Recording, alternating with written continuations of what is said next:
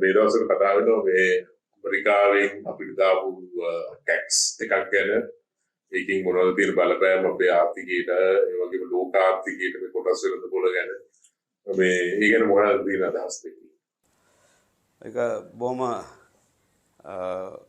ගැඹුරු ප්‍රශ්නයක් ගැඹුරු උත්තරයක් වෙන්න ඕන කියලා මම හිතනවා. මොකද ඇමරිකාව වගේ රටක් මෙච්චර කාල අවුරුදු 20ක් තිස්සේ මගේ රීඩින් එක 2005 ඉඳලා මේ වෙනකන් ඇමරිකාවට ඕන භාණ්ඩයක් පොඩි තීරුබදු ප්‍රමාණයක් හෝ රහිතව ලෝකෙන් රටවලට ගන්න ඉඩ දුන්නා. ඒක උනේ World Trade Organization WTO නමින් සංවිධානයක් ඇතුළු ලෝකේ ඕක පටන් අර WTO කියන එකට එනකොට 1940 ගණන් දෙවන ලෝක යුද්ධ ඉස්සෙල්ලා ඉඳලා ලෝක රටවල් කතා කරන් තිබ්බා GATT කියලා එකක් ගැන. General Agreement for Trade and Tariff. ඔය GATT කියන එක ලෝක යුද්ධ කාලේ පොඩ්ඩක් එක පස්සට ගියා. ඊට පස්සේ 80 90 වෙනකොට WTO නමින් ආව එළියට. එවිලා 95 විතර WTO කියන එකට ලෝකේ හැම රටක්ම ඒකට සමාජිකත්වයට අත්සන් කරා. ඒක නිකන් එක්සත් ජාතීන්ගේ මණ්ඩලය යටතේ වගේ. ඊට පස්සේ ඒක 95 96 අත්සන් කරාම ඒක ක්‍රියාත්මක කරන්න බලාත්මක කරන්න කට්ටිය එකතු වුණා එකඟ වුණා 2005 ජනවාරි 1 වෙනිදා වෙනකොට. එතකොට 2005 ජනවාරි 1 වෙනිදා ඉඳලා අද වෙනකන් ලෝකේ වෙළඳාම රටවල් අතර වෙළඳාම එක්ස්පෝර්ට් ඉම්පෝර්ට් කියන වචන යටතේ ගාවම 80%ක් 90ක් උනේ බොහොම සරල විදියට. ඒ කියන්නේ ඩියුටි ගවන්නේ නැහැ, ටැරිෆ් කරන්නේ නැහැ, මොකුත් නැහැ, බෝඩර් එකක් යන්න පුළුවන්, නිකන් බඩට යන්න පුළුවන් තත්ත්වයක් තිබ්බේ ඕක. ඉතින් ඕකේ සාධාරණද අසාධාරණයිද කියන එක දැන් ලෝකෙට තේරෙන්න ඕනේ කියලා මම බලාපොරොත්තු වෙනවා. මොකද හේතුව ඒක අසාධාරණයක් වෙලා තියෙනවා කියන එක උඩ තමයි ඔය ඇමරිකාව මේ ටැරිෆ් කියන වචනයක් එළියට දාලා අපි බලන්න 145ක් ඩියුටි චාර්ජ් කරනවා 50ක් ගන්නවා 100ක් ගන්නවා කියලා ඒගොල්ලෝ අද එක විදිහට මේක එළියට දාලා රටට ඇතුළට එන බඩු එන ප්‍රමාණය අඩු කරගන්න හෝ සාධාරණ කරගන්න ඒගොල්ලෝ උත්සාහ කරනවා. ඒතර අපි උදාහරණයකට ගත්තොත් එහෙම 2004 ඇමරිකාව ණය තිබ්බේ ඩොලර් ට්‍රිලියන 7යි. ඒතර 2025 වෙනකොට ඕක 37කට කිට්ටු වෙලා තියෙනවා. ට්‍රිලියන 37ක්. ඒ කියන්නේ පහුගිය අවුරුදු 20 2005 ඉඳලා 2024 25 වෙනකොට ඇමරිකාව ඩොලර් ට්‍රිලියන 30ක් ණය අරන් තියෙන ලෝකෙන් හරි සමග රට ඇතුලෙන් හරි මේ ආපු බඩු කන්දරාව හා අනිත් ඒවාට වියදම් කරන්න. මේක එතකොට තව අවුරුද්දක් දෙකක් යනකොට ඔක 38 39 40 වෙන්න පුළුවන් මේ විදිහට ගියොත් තියෙනවා. එතකොට දැන් අද මෙතන කවුරුත් බනින ට්‍රම්ප් කියන මිනිස්සයා එයා ඇවිල්ලා ව්‍යාපාරිකයෙක් කියලා. එයා දේශපාලනඥයෙක් නෙවෙයි. ඉතින් එයා දකිනවා මේක රටට සුදුසු නැති ක්‍රමයක් කියන එක. ඒ උඩ තමයි මෙයා මේ තීරණ ගන්නෙ කියලා මගේ හැඟීම. ඉතින් මමත් ව්‍යාපාරිකයෙක් හැටියට එයා ගන්න තීරණත් එක්ක මම එකඟයි. මොකද රට බේරෙන්න ඕන ඔක්කොම ඉස්සෙල්ලා. ඩොලර් බිලියන දැන් ට්‍රිලියන 37 40 50 වුණාම මේ කවදද මේ ණය ගෙවලා ඉවර කරන්නේ? එතෙන්ද වැටෙනවා. ඉතින් ණයට අරගෙන ලෝකේ බලවතාවලාට තේරුම් නැහැ නේ. ඒක නිසා මේ වගේ දේවල් අද මෙතෙන් ඇවිල්ලා තියෙනවා. ඉතින් ඒක නිසා දැන් වෙනකොට කියනවා ඇමරිකාවේ නැත්නම් ලෝක කොටස් වෙනද පොළවල් වැටලා තියෙනවා ට්‍රිලියන් 5 ට්‍රිලියන් 10 ට්‍රිලියන් 20 වටිනාකම අඩු වෙලා තියෙනවා කියලා. ඒ ඔක්කොම කොලේක තියෙන වටිනාකමක් ඒක. ඩොලර් 10 ඩොලර් 5 කොලේ ඩොලර් 50ක් කියලා යම් කිසි කෙනෙක් තක්සේරු කරලා තියෙනවා. ඒ ඩොලර් 50 තක්සේරු ආය බහලා තියෙන ඩොලර් 5ට. එතකොට අර ඒගල් ගණන් හදපු ටික එතන අඩු වෙලා තියෙනවා. ඉතින් මෙතනදී ලෝකේ මේ ගැට් එක කියන එක මේ WTO implementation 95 2005 අතර වෙනවා කියලා දැනගෙන තමයි චීනේ තමාගේ රට මේකට එයා හදාගත්ත එක. අලුතෙන් පෝට් හදලා නගර හදලා එතකොට කර්මාන්තපුර හදලා එතකොට ඒවට විදුලියද වතුරද අරව සේරම සප්ලයි කරලා ඒගොල්ලෝ ලෑස්ති වෙලා හිටියේ 2005 ජනවාරි 1 වෙනිදා. එතකොට ඕක තවදුරටත් මම පැහැදිලි කරොත් එමක උනේ කොහොමද කියන එක. ඉස්සර ඇමරිකාව ලංකාවට උනත් දීලා තිබ්බා. අපිට දුන්නා ඉස්සර කෝටා කියලා එකක් දුන්නා. එතකොට යම්කිසි හේතුවක යම්කිසි භාණ්ඩයක් ෂර්ට් එකක් කලිසමක් ටී-ෂර්ට් එකක් වගේ කරන දුසින් ලක්ෂ 10ක් දුසින් ලක්ෂ 10ක් ලංකාවට ඇමරිකන් ආණ්ඩුවෙන් දෙනවා අපිට මෙන්න මේක ගෙවන්න කියලා. ඒවා ඇත්තටම සමහරලාට ඕක අර ඉකොනොමික් ඒඩ් කියලාත් ආව ඕක. ඒ කියන්නේ ආර්ථික සහන ඇටියට. එතකොට ඒ අපිට ඉෂුව වෙච්ච ලක්ෂ 10 කෝටා එක ලංකාවට එනකොට ආවේ ටෙක්ස්ටයිල් ඉන්ඩස්ට්‍රි එකේ කෝටා බෝඩ් එකක් තිබ්බා. ඔකට තමයි එන්නේ. එතනින් ඒගොල්ලෝ තමයි කෝටා බෝඩ් එකෙන් ඕක ලංකා ඇතර ගාම ෆැක්ටරි වල බෙදලා දැම්මේ. ට්‍රයිස්ටා කියයි, බ්‍රැන්ඩිස් කිව්වා, මාස් කියනවා, ජිල් කිව්වා, නිපුණ කිව්වා. ලංකාවේ ඒ වගේ ලොකු ගාම ෆැක්ටරිස් ගොඩක් තිබ්බා. එතකොට එතෙන්ට ගියාම ඒක ඇමරිකාවේ ඔය භාණ්ඩේ ඒ කියන්නේ කෝටා එක තියෙන ෂර්ට් එකේ ලංකාවේ කාටද මේ කෝටා හම්බෙලා තියෙන කියන එක ඒ භාණ්ඩේ කාගෙන කොයි ෆැක්ටරියටද කෝටා බෝඩ් එකෙන් ලංකාවේ විශ්ව කරේ කියලා ඒගොල්ලෝ අහනවා කෝටා බෝඩ් එකෙන්. එතකොට ඒ ආයතනයක් උදාහරණයකට ලෝක ප්‍රසිද්ධ ආයතනයක් තමයි වෝල්මාර්ට් කියන එක. ඇමරිකාවේ තියෙන ලොකුම සුපර් මාකට් චේන් එකක් ඒක. ඒතර වෝල්මාර්ට් එක බඩු ගන්න බඩු සප්ලයි කරන කට්ටියට අපි කියනවා බයින් ඔෆිස් කියලා. ඒ බයින් ඔෆිස් එක නියෝජිතේ ලංකාවේ ඉන්නවා. ඒතර එයා ගිහිල්ලා මේ ෆැක්ටරියෙන් ආනවා මෙන්න මේ කෝටා එක ඔයාට මේ ෂර්ට් එක ඒ කියන්නේ මේක එකට කියන අපි කැටගරි එකක් කියලා කියනවා. මේ කැටගරි 10 අපිට ෂර්ට් ලක්ෂ 5ක් ඕනේ. එතකොට ෆැක්ටරි අයිති එක්කෙනා කියනවා මගේ ගාන දුසුමක් ඩොලර් 20යි කියලා. ඒකෝර අරගොල්ලෝ ඒගොල්ලෝ කතා වෙලා 20ට හරි 21ට හරි 19ට ඇග්‍රි වෙලා ඕඩර් ප්ලේස් කරනවා. ඒතර මේගොල්ලෝ බඩු හදලා අරනවා. ඔය වගේ ක්‍රමයක් තමයි ඔය 60 70 80 90 තිබ්බේ. 2005 වෙනකොට ඔය කෝටා ක්‍රමය සම්පූර්ණයෙන්ම කැන්සල් කරා. අතාලා දාලා ඕන කෙනෙකුට ඕන බඩුවක් ඇමරිකාවට එවන්න පුළුවන්. එතකොට ඇමරිකාවේ බඩු ගන්න කට්ටියන බයින් ඔෆිස් තිබ්බ කට්ටියනේ. ඒගොල්ලෝ ගිහලා නෙගෝෂියේට් ඒගොල්ලෝගේ පටන් ගත්ත සාකච්ඡා කරලා අඩු මුදලකට ගන්න ඒක. දැන් ලංකාවේ ඩොලර් 20ට දුන්න ෂර්ට් දුසිම චීන ඩොලර් 5යි කිව්වා ඒක. නැත්නම් වියට්නාම් ඩොලර් 2යි කිව්වා ඒක. එතකොට මේගොල්ලෝ තේරෙනවා මේ රටවල් දෙක තුනට කියලා පටන් ගත්ත බඩු ඕඩර් කරන්න. අපේ රටේ වගේ රටවල් වලට එහා සමානව මේ කම්පීට් කරන්න බැරි නිසා වියදම් බැරි නිසා අපිට ඒවා බඩු දෙන්න බැරි වුණා අපිට. ඉතින් ඒ බිස්නස් ඔක්කොම ගියා චීනට. උදාහරණයකට 2004 චීනයේ විදේශ සංචිතය තිබ්බ දල වශයෙන් ඩොලර් බිලියන 600යි. 2004 අන්තිම එක ජනවාරි 2005 වෙනකොට. 2025 මේ අවුරුද්දේ වෙනකොට ඩොලර් බිලියන 3 ට්‍රිලියන 3.7ක් කරලා තියෙනවා. මම මේ කියන ෆිගර්ස් ඕන තරම් තියෙනවා ඉන්ටර්නෙට් එකේ බලන්න පුළුවන් ඕන කෙනෙකුට. එතකොට ට්‍රිලියන් 3ක් ඒගොල්ලෝ පෝසත් වෙලා තියෙනවා. Trillion 3 dollar. එතකොට අතන ඇමරිකාව ට්‍රිලියන් 7ක තිබ්බ ණය අද 37ක් වෙලා තියෙනවා. එතන මේගොල්ලෝ 30කින් මේගොල්ලෝ ණය වෙලා තියෙනවා. මේගොල්ලෝ 3කින් පෝසත් වෙලා තියෙනවා. ඉතින් මෙහා සමාන විදියට මේ ලෝකයේ වෙළඳාම කියන එක අපේක්ෂා කරපු නැත තැනකට මේක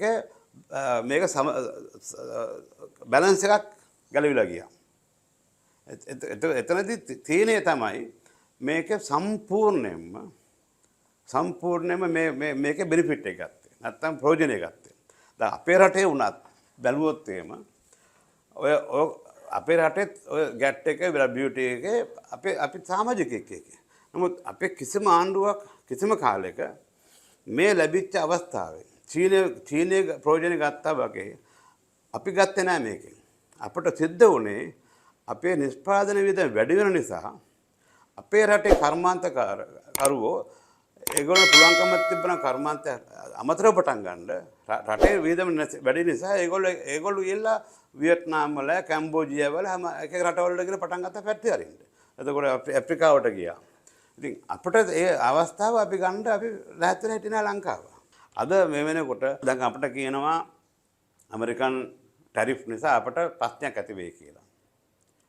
හරිද? ඉතින් අපිට මේ ප්‍රශ්න අපි ඔලුවට දාලා ආණ්ඩු දුවන්න try කරන වෙන පැත්තකින්. මොකද අපේ ප්‍රශ්නේ රටේ ප්‍රශ්නේ මම දකින්නේ මේ ඇමරිකන් ටැරිෆ් නෙවෙයි. මේ 4 කිලෝ රුපියල් පනන ගන්න ඕනේ. ඒකට ගෙන ප්ලෑන් එකක් හදන්න ඕනේ. මේ ප්ලෑන් එක ගන්න යන්නේ මෙතන. අපිට ඇහිලත් නැහැ මේ කතාවක් කරන්න. බජට් එකක් තිබ්බ ගිය මාසේ. ඒකේ කියවන්නත් නැහැ. ඉතින් මේ දුප්පත් මිනිස්සු මේහා සමාන ජීවන විදිහකින් ජීවත් වෙන්නේ කොහොමද? එතකොට මේ කර්මාන්තකාරයෝ මේහා සමාන ලොකු වියදමක් දරලා මොකද cost of production මේ ලෙවල් එක තියාගෙන බාණ්ඩක් එක්ස්පෝර්ට් කරන කොහොමද? අපි ඒක කිසිම හේතුවකට අපි ඒක ලෑස්ති නැහැ අපි. ලෑස්ති නැහැ. දැන් අර බොහොම අමාරුවෙන් අර මොකද්ද මේ POCL එක හරහා 120ක විදුලි බිලක් අඩු කරගත්තා. ඒගොල්ලෝ තමයි අඩු කරලා දුන්නේ ඔක. නැත්තම් CEB එක කිව්වේ දැන් එහෙම 103 දෙනවා කියලා කිව්වේ. දැන් ආය කතාවක් ආරංචියක් යනවා නැවත ආය වැඩි කරනවා කියලා ඒක. ඉතින් එතන ගියාම ඉතින් මේ අපි එතකොට මේ එක්ස්පෝර්ට් ගැන කතා කරන්නේ කොහොමද අපි? කතා කරන්න බෑ අපිට. ඉතින් මෙතෙන් අපි ආ යුතුයි. ඉතින් WTO එක අපි membership එක ගත්තට අපට අද ලංකාවට වෙලා තියෙන අහේනිය 10 ගුණයක් වැඩි සහනට වැඩි. එකම රටේ ලෝක ජීවකෙන් ප්‍රයෝජනවත් තියෙන චීනය සහ වියට්නාම් පමණයි දල වශයෙන්. මේ වෙලාව වෙනකොට 2025 වෙනකොට මේ අවුරුදු 20 ඇතුළත මේ WTO එක හරහා ආපු මේ ටැරිෆ් ෆ්‍රී ටැරිෆ් නැතුව රටෙන් රටට බඩු විකුණන්න පුළුවන් කියන අන්ඩර්ස්ටෑන්ඩින් එක අවබෝධය ඇතුළව ඇවිල්ලා අද ඒකෙන් බැට කාලා තියෙන ඇමරිකාව නොසෑහෙන්න. ඉතින් මගේ මතය නම් ට්‍රම්ප් අරන් තියෙන තීරණේ හරි. අපේ ලංකාවේ පැත්තෙන් බැලුවොත් එහෙම අපේ ටැරිෆ් තියෙනවා. කාර් එකක් ගෙනාව 400ක් ඩියුටි ගෙවන්න ඕනේ අපි. ඒතර අපි එහෙම 400ක් ඩියුටි දාලා අපි කියන ට්‍රම්ප්ගේ 45 වැරදි කියලා. එහෙම වෙන්න බෑනේ. ඒතර රටෙත් අපේ රටෙත් සමහර තැන් තියෙන වහගෙන ජීවත් වෙන්න ඕනේ. ඒක තමයි ට්‍රම්ප් කියන්නේ. ඒතර මේ ඒ කියන්නේ World Trade Organization එකේ මේ ගත්ත තීරණ අද ලෝකේ දුප්පත් පොහොසත් පැත්ත ලොකු බැලන්ස් එක උඩ පල්ලෙහා ගිහලා තියෙනවා. එක රටක් සෑහෙන පොහොසත් වෙලා තියෙනවා, තව රටක් සෑහෙන දුප්පත් වෙලා තියෙනවා. තව රටවල් නන්නත්තර වෙලා තියෙනවා. අපිට නම් පහුගිය අවුරුදු 20 බැලුවොත් රටවල් කීයක් බංකොලොත් වෙලා තියෙනවද කියලා අපි දැක්කද? අපි අහලා තියෙනවනේ. ඇයි මේවා ඉතින් රටේ වියදම් වලට වැඩිය නිෂ්පාදන වියදම් වැඩි. ඉතින් චීනෙන් ගිහලා ජීවත් වෙනවා. ඔතන ලෝකේ හැරුණා ඔතෙන්. ඉතින් ට්‍රම්ප් කරපු දේ හරි. ලංකාවේ අපිත් ඒක කර යුතුයි. හැබැයි අපිට ඒක කළ හැකිද කියන ප්‍රශ්නයක් මෙතන තියෙනවා මේ යන ආර්ථික ගමන උඩ. මොකද ජීවන වියදම නිෂ්පාදන වියදම අපි අඩු කරන්න ඕනේ. එහෙම කළොත් තමයි අපිට පුළුවන් වෙන්නේ ටැරිෆ් එකක් උඩින් යන්න. කියලා බාණ්ඩයක් විකුණන්න. දැන් උදාහරණයකට අපි මොකක් කරේ බාණ්ඩයක් රටෙන් ඇමරිකාවට ඇරියොත් ඒකේ අපි කියමු ඒකේ වටිනාකම ඩොලර් 100ක් කියන්නකෝ. ඒතකොට ඊයේ ඩොලර් 10ක් ඩියුටියක් ගෙවලා තමයි ඒ රටේ බඩු ගෙනෙක් කරලා ක්ලියර් කරන්නේ. අද හෙට වෙනකොට ඔක ඩොලර් ඔයාට 145ක් විතර වැද වෙනවා. ඒ කියන්නේ ඩොලර් 45 වැඩියෙන් ගෙවන්න යාට. 150 කියන ගණන් හදන්නේ. ඒතර 150ක් වෙනවා වුණොත් එහෙම අමතර ඩොලර් 40ක් ගාව වියදම් කරන්න ඕනේ. ඒ ඩොලර් 40ක් වැඩියෙන් වියදම් කරලා එයා ගේන භාණ්ඩෙට එයාට ඒක ඒ රට ඇතුලේ විකුණ ගන්න බැරි වෙනවා ඒක. ඒකද භාණ්ඩ ගන්න වැඩි නිසා. ඉතින් ඔකට හොඳම අනිත් පැත්තෙන් කළ යුතු දේ තමයි බඩු විකුණගෙන හැටියට අපි ඕක ඩොලර් 75කට 70 අඩු කරන්න ඕනේ මිල. අපේ විකුණන මිල. එතකොට අරයට ඒක ඩියුටි ගවන්න තියෙන ගාණත් අඩු වෙනවා එතකොට. අපි 125ක් කියමුකෝ 120ක් කියමුකෝ අපි. එතකොට ඒ භාණ්ඩ 120 ගෙනන්න පුළුවන් රට ඇතුලේ. නමුත් අපිට ඒ ඩොලර් 25 හරි 30 හරි අඩු කරන්න බෑ. දැන් මේ අපේ රටේ නිෂ්පාදන වියදම ඩොලර් 95ක් වෙනවා. කියමුකෝ අපි. ඉතින් අන්න ඒක නිසා අපි ඒක අඩු කරා නම් අපිට ඩිස්කවුන්ට් කරලා බඩු විකුණලා අපිට ඒ ලෙවල් එක මේන්ටේන් කරන්න පුළුවන් අපිට. තව වැඩි ගන්න පුළුවන්. දැන් චීනය කරන්නේ ඒකනේ. මුළු ලෝකෙම කියමු ඩොලර් 100යි කියලා මොකක් කර බාන්න වටිනාකම ඒගොල්ලන්ගේ උත්පාදන මේක ඉකොනොමිල චීනය කරන මං ඩොලර් 50යි කියලා. ඉතින් තේරුම තැදුල ගන්නවා. ඉතින් කොහොමද චීනේ ඔය කියන අන්ඩර්කට් කරලා ඔය තරම් ලාභයට බඩු විකුණන්නේ? එක්ක රජයෙන් දෙන්න ඕනේ ඒගොල්ලන්ට ඒකට ආධාරයක්. එහෙම නැත්නම් ඉලෙක්ට්‍රිසිටි බිල හරි වතුර බිල හරි ෆ්‍රී හරි මොකක් කර දෙන්න ඕනේ. නැතු කරන්න බෑනේ වැඩේ. මොකද අපි ව්‍යාපාර ලෝකේ ඉන්න කට්ටියනේ. අපිත් මොකක් හරි කළා කොල්ලකට දාලා වෙල්ලා එකතු කරලා බලපුවම මෙච්චර නිෂ්පාදිතමත් එක අපි දන්නවනේ. ඊට වැඩි 100ට ප්‍රමාණ 60 70 80කට අඩුවෙන් චීනය කොහොමද මේ බාන නිෂ්පාදනය කරන්නේ? මොකද චීනය ගන්න දවසේ අන්තිමට මූලධර්ම ගත්තොත් එහෙම ඔයිල් ගත්තොත් අපි ප්‍රධානම ආයතන තමයි ඩීසල් පෙට්‍රල් ලාම් තෙල් ටික. ඉතින් ලෝක මාකට් එකේ තියෙන වෙළඳ පොලේ තියෙන ඩොලර් 100 නම් ඒ ඔයිල් බැරල් එක චීනය ගන්න 100 ගන්න අපි ගන්න 100 ගන්න. ඉතින් ඒ ගන්න අරගෙන ඉල්ල අපි ජෙනරේටර් එකක් දුවලා අපි විදුලි නිෂ්පාදනය කරාම අපේ නිෂ්පාදන වියදම රුපියල් 100ක් වෙන්න චීනයක රුපියල් 10 වෙන්නේ කොහොමද? එතකොට අපිට ඇමරිකාව හෝ යුරෝපයේ රටවල් හෝ ඕන රටක් එක්ක අපි ගනුදෙනු කරනකොට මම අර ඉස්සර එක්ස්ප්ලেইন කරේ විදියට ඩොලර් 10 වැඩේ ඩොලර් 150ක ඩොලර් 120 කර බස්සලා දෙන්න අපි මෙතන ඩිස්කවුන්ට් එකක් දෙන්න ඕනේ ඒගොල්ලන්ට. ඒ ඩිස්කවුන්ට් එක දෙනකොට අපේ 100 මිදොල ඩොලර් 4ට බහිනවා. එතකොට අපිට ඒකට අපිට ඩොලර් 50කට වගේ පුළුවන් වෙන්න ඕනේ අපේ මේ බාණ්ඩ නිෂ්පාදනය කරලා ඉවර කරන්න. ඉතින් එහෙම එන්නේ ග්‍රවුන්ඩ් එක, ඒ ප්ලැට්ෆෝම් එක හදලා දෙන එක රජයේ වගකීමක්. ඒ කියන්නේ කොස්ට් ඔෆ් ප්‍රොඩක්ෂන් අඩු කරලා දෙන එක. කොස්ට් ඔෆ් ප්‍රොඩක්ෂන් විතරක් නෙවෙයි කොස්ට් ඔෆ් ලිවිනුත් ඔතන එනවා එකතු. ඇතුළට එනවා ඇතුළට. මොකද මිනිහ වැඩියෙන් පඩිල්ලන්නේ කන්න බොන්න ඕනින් දන්නේ. අර හාල් කිලෝ රුපියල් 300 250 300 නම් රුපියල් 3000 පඩියක මිනිහට ජීවත් වෙන්න බෑනේ. අපි කවුරුද දන්නවනේ ඒක. ඉතින් ඒතන ඉඳලාම අනිත් ඔක්කොම එක්ස්පෑන්ඩ් කරලා කොස්ට් ඔෆ් ප්‍රොඩක්ෂන් එකයි කොස්ට් ඔෆ් ලිවිං එකයි අඩු කරන්න රජයේ වගකීමක් තියෙනවා. මගේ අත්දැකීම් යටතේ පෞද්ගලික අවුරුදු 30 40ෙම ඒ ගැන කාර්යයක් කිසිම හේතුවකට කිසිම රජයක් හිත යොමු කළා නැහැ. ඒගොල්ලෝ එක එක දර්ශන සමග සංදර්ශන සමග පාරවල් දන්න අරවට මේවා කික තමයි ගියා ආරෙන්ද මේ පැත්ත බැලුවෙම නැහැ. අද ඇමරිකාව අර 144 6 ටැරිෆ් ගහුවා කියපු ගම අපි දැන් අර මොකක්ද එක වගේ හතර වටේ දුවන කොහොමද මේක විඳ ගන්න කියන එක. ඒකට උත්තරයක් නැහැ. එක්ක ඇමරිකාවත් එක්ක කතා කරලා වියට්නාම් කරා වගේ අපිත් ඕගොල්ලෝ බඩු ගේනකොට අපි ඩියුටි ගන්නෙ නැහැ. ඕගොල්ලෝ අපේ වඩා ගන්න එපා කියලා එනවා ඇග්‍රීමන්ට් එකට. එක දෙක නැත්තම් අවුරුදු දෙකක් ඇතුළත මේ කොස්ට් ඔෆ් ප්‍රොඩක්ෂන් එක කියන එක බස්සන්න ප්ලෑන් කරලා අර කියන රුපියල් ඩොලර් 100 බාණ්ඩේ ඩොලර් 60කට ඩිස්කවුන්ට් කරලා දෙන්න පුළුවන් වෙන අපි ක්‍රමයක් හදලා දෙන්න ඕනේ. එතකොට තමයි අපිට ආපහු එන්න පුළුවන් ලෝක මාකට් එකට. එහෙම නැත්නම් එතෙම කවුද දන්න සමානලාට තව මාස 3-4ක් යනකොට යුරෝපියන් කමිෂන් එකත් ඒ වගේ තීරණයකට આવොත් එහෙම. මොකද අපි දන්න හොඳ ආකාරවම චීනේ බඩු දැන් යුරෝපයේ සෑහෙන තැන්වල ගිහලා තියෙන්නේ. යුරෝපයේ යුරෝපයේත් ගොඩක් ආයතන වයි ෆැක්ටරි වලට ලොකු ප්‍රශ්නයක් තියෙනවා. මේ ප්‍රොඩක්ෂන් කොස්ට් එක වැඩි නිසා චීනෙත් කම්පීට් කරන්න බැරි කම. ඒගොල්ලෝ තියෙනවක. ඒ කඩ නැහැ කියන්න බෑ මේක. නමුත් අර WTO එක කියන එක ඔළුවේ තියාගෙන ඔටුන්නක් දාගෙන දුවපු නිසා මේ රටවල් ලෝකේ ධනවත් රටවල් ටික අද ඒගොල්ලන්ට මේක වැරද්දක් කියලා මේ නියතමානීව වැරද්දක් වුණා කියලා මේක ඇඩ්මිට් කරන්න කැමති නැහැ ඒගොල්ලෝ. නමුත් ඒක වැරද්දක් වෙලා තියෙනවා එතන. ලොකු වැරද්දක් ඒක. රටවල් වල ලොකු පස්තන රටවල් මොන පාඩද ඒක නිසා. ඒක ඇඩ්මිට් කරන්නේ නැහැ. මොකද ඒගොල්ලෝ හිතනවා මේක අර මොකද මොකක්ද මම මට හිතෙනවා එක්ක මේ ආඩම්බරේ නැත්නම් උද්දච්චකම හරි මොකක් හරි වෙන්න පුළුවන්. නමුත් ඒ ක්‍රමය WTO කියන එක ලෝකෙට කවදාවත් බෙනිෆිට් දීලා නැහැ. ගොඩක් කියලා ලෝක රිවර්සල් ආවිලා තියෙනවා. ඒක දැන් පේන හොඳට. මේ ට්‍රම්ප් ගන්න ඒ පුද්ගලයා හැටියට මොකක් හරි මිනිස් සමාජයට පිස්ස කියන ට්‍රම්ප්ට නැත්නම් හොඳයි කියලා අපිට පස්සේ යන්නේ නැහැ ඒක. ඒ වගේ තීරණයකට යන්න හේතුව ව්‍යාපාරික හැටියට එයා දැකලා තියෙනවා මේකේ තියෙන ඩැමේජ් එකේ සයිස් එක මොකක්ද කියන එක. ඒක තමයි තේරුම් ගන්න තියෙන්නේ.